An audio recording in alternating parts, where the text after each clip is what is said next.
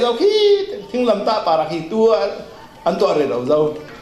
thính lâm ta pathumi ake lam khami sual nang ma ve tapung mi thalo awak lam pa ta mi sual asol lo ri sian thei nga mi alai mi ba ki mi sual la salo nan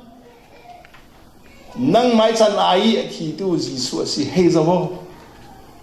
hazo changan tuin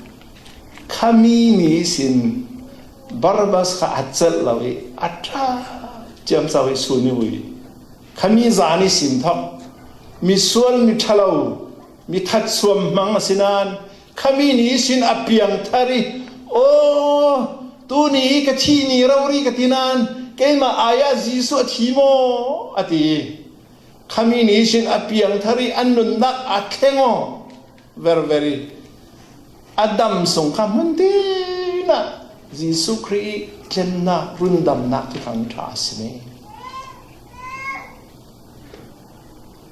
dunia thinglam ta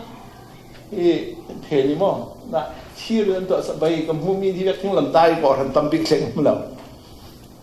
thinglam ta ti mi de tu lai a sital zatin kan thia mo hianga mo kan hei toi thing lam dai sul lam tak tak te kan nun na mola nei Jisu Kri thi sen Jisu Kri taksa Barnabas sanga Jisu nang ma ai o a thi ti fiang khan azum o Jisu Kri ro mi luat ka si ti anun na kha thongen sung sin aluat zawnan mi luat ka si ti bi kha amai ti saduna ka mang lawin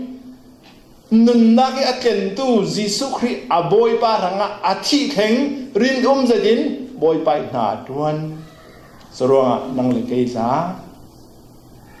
tu ni praise and worship tre la pol kha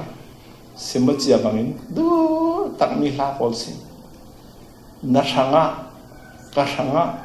leiba Jisu Kri na tuar ding mi ka tuar ding mi swalman leiba kan kwan the lo mi akwan the thing lam ta pari ve saria awia awmi laga khan ka the zo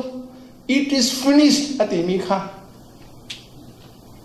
pay in full ti chan si leiba ne mi ma kalau ka kwan the zo ti na si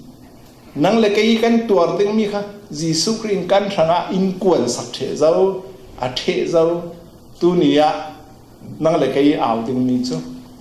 kalung oi boy pa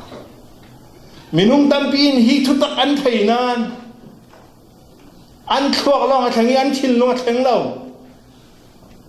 sung phet chet decision nga ngan to lo Jisu Kri ka nung ding an ti lo ronga tu nia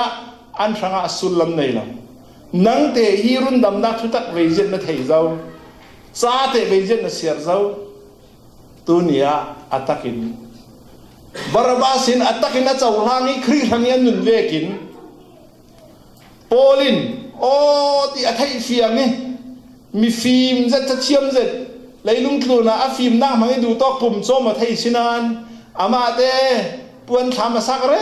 rawi mi zon zai re thei pek du law ama te chu thang tha sim re raw